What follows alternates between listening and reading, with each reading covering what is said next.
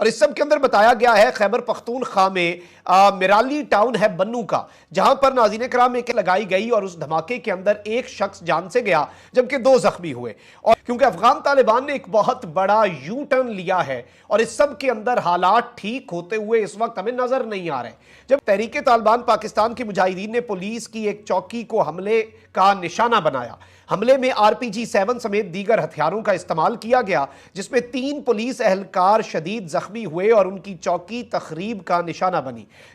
नाज़रीन, अरब दुनिया अफगान तालिबान के साथ ताल्लुकात बना रही है, तालिबान के साथ दोस्ती बना रही है और एक तरह से अरब दुनिया तालिबान के कदमों में आ गिरी है।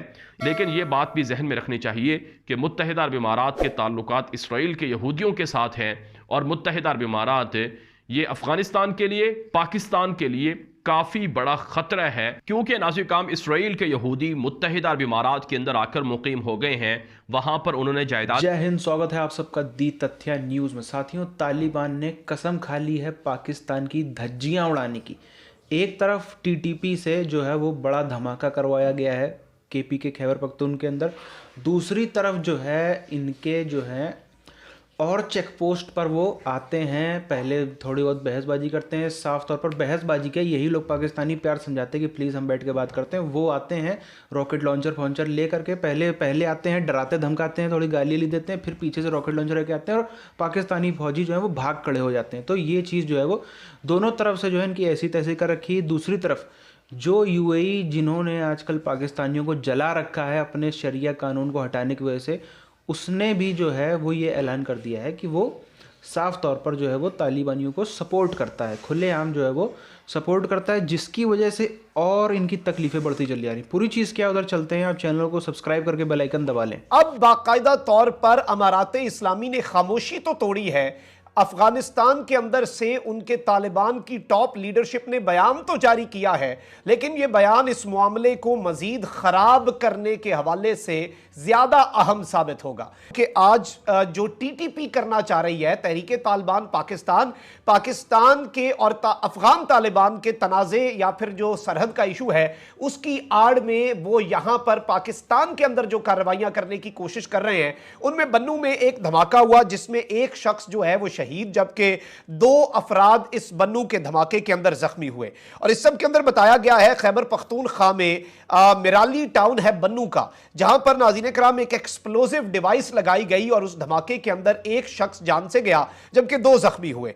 और तकरीबन आज से आप कह सकते हैं कि 8-10 दिन पहले 19 दिसंबर को भी 2 लोग मारे गए थे और 4 जख्मी हुए थे। तो खवारिज हैं ये सारे, TTP जो है तहरीके तालिबान पाकिस्तान दहशतगर्द हैं, लेकिन मैं उनका as it is press release आपको पढ़ के सुना देता हूं, वो तो अपने आप को मुजाहिदीन ही कहेंगे। तहरीके तालिबान पाकिस्तान के मुजाहिदीन ने पुलिस की एक चौकी को हमले का निशाना बनाया। ताजिक फौजों के साथ मिलकर वहां फौजी अड्डे और फौजी छावनियां भी बनाई जाएंगी। साथियों, 2 तरफा वार कर रहा है तालिबान इन पाकिस्तानियों के ऊपर।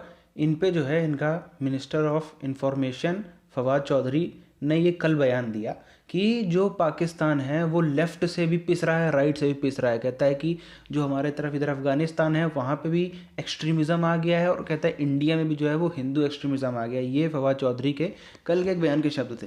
तो भैया सीधी सी बात है, अगर हम देखें तो पहली बात तो इंडिया में किसी तरीके का एक्सट्रीमिज़म नहीं, इंडियंस कोई नहीं, इंडियन फौज या इंडिया का कोई भी ग्रुप या कोई भी किसी तरीके से हिंदुस्तान से नहीं इनके बॉर्डर में घुस करके इनके चेक पोस्ट पर कब्जा कर रहा है, इनके लोगों को भगा रहा है, पहली चीज़। दूसरी चीज़ ये है, जो अफगानिस्तान में एक्सट्रीमिज़म आया है ये कौन लाया है? ये क्या PK के साथ उसमें स्पेसशिप में बैठ के आया था? इसको लाया कौन है? भैया खुद ही इनके लोग हैं। इन्होंने खुद ही उसको जो है वो छोटा सा पेड़ था उसको खूब पानी दिया। अब जो है उस पेड़ की कई सारे जो कांटे हैं, डालियां हैं, वो इधर की तरफ आने लगी पाकिस्तान की तरफ, तो ये भागे भागे फिर रहे। करोड़ों अफगानिस्तान के करोड़ों ऐसे मासूम लोग थे, निर्दोष लोग थे, कोई जिनका दोष नहीं था, बेचारे अपना ज़िंदगी जीते थे, कमाते थे, खाते थे, डेली अपने काम पे जाते थे। औरतों को आप देख लीजिए, कितनी ऐसी करोड़ों औरतें हैं। अभी भी आप देखिए काबुल में जो है एक वो बहुत बड़ा विरोध प्रदर्शन चल रहा है कि जो है तालिबानी हमको काम करने नहीं दे रहे, हमारे फैमिली में कोई कमाने वाला नहीं है, हमारे बच्चे भूख से मर रहे हैं क्योंकि हम नहीं काम कर पा रहे। ऐसे लोगों को ये पाकिस्तानी ले करके आए और दूसरे के यहाँ पे आप कर दोगे और आप बच जाओगे। अब वही जो है उन्होंने इनको डस लिया।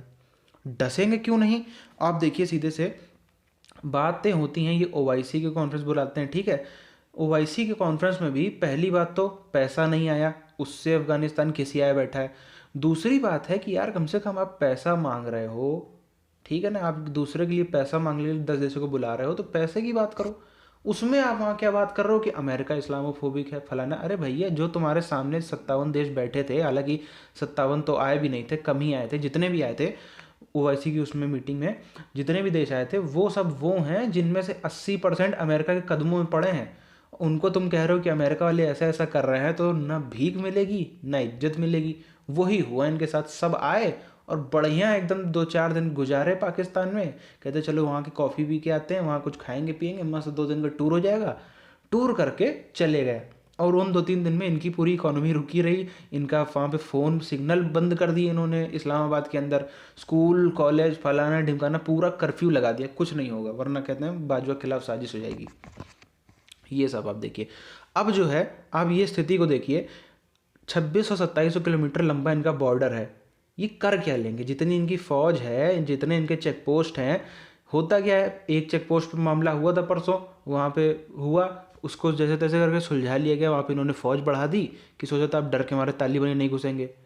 सीधे से मौका मिल गया, उस पर फौज बढ़ी तो दूसरे जगह पे किया हमला, फिर तीसरे पे किया, फिर चौथे पे किया। यही सिस्टम चल रहा है। और कब तक इसको रोकेंगे? उनका देखिए सीधे से दावा है, तालिबानियों का सीधा खुलेआम दावा है। और पहली बात, अपने दावे से तालिबान पीछे हटने वाला नहीं है, ठीक है ना। तालिबानी लोग ही इस मानसिकता के नहीं है कि वो कॉम्प्रोमाइज़ करें, वो सेक्रीफाइस करें। उनको इतना सा आता है कि सामने से मार पड़े, छुप जाओ, अगली बार फिर। वो जब तक उनको उनका मकसद नहीं हासिल होगा वो तब तक लड़ने वाले लोग हैं। वो 20 साल अमेरिका से लड़ते रहे, ज़्यादा ही, उसके पहले का भी हम टाइम जोड़ लें तो और ज़्यादा ही हो जाता है। तो इन पाकिस्तानियों को क्या लगता है कि ये सब छोटी छोटी बात डील करने से वो चले जाएंगे, पीछे हट जाएंगे? वो नहीं, ये आए दिन तक लड़ते रहेंगे। और शायद जब तक ये अटक पे कब्जा नहीं करें तब लड़ते रहेंगे। क्योंकि अगर हम 6 महीने पीछे जाएँ, 8 महीने पीछे जाएँ, शायद हम में से भी किसी को उम्मीद नहीं थी, मुझे तो बिल्कुल नहीं थी, सही बताया तो बिल्कुल उम्मीद नहीं थी कि नहीं यार अमेरिका है, वहाँ पे इतना सब कुछ है, 20 साल से अमेरिका नहीं भागा, 20 साल से ये लोग नहीं कर पाए, तो ये कर थोड़ी ना लेंगे कब्जा। लेकिन एकदम से 1 महीने में ऐसा माहौल बदला कि वाकई में वो लोग सत्ता में आ गए अफगानिस्तान की। इसी तरीके से अगर ये लोग वाकई में अटक तक में कब्जा कर लें तो कोई बड़ी बात नहीं, ये लोग कर भी सकते हैं। कब तक पाकिस्तानी फौज लड़ेगी? पहले तो उनके पास पैसा नहीं, और कब तक ये वहाँ पर लड़ पाएंगे? तो बहरहाल इस वीडियो को यहीं पर ख़त्म करते हैं। आपकी क्या राय है नीचे कमेंट करके बताइए। मिलते हैं आने वाले वीडियोज़ में, तब तक के लिए जय हिंद।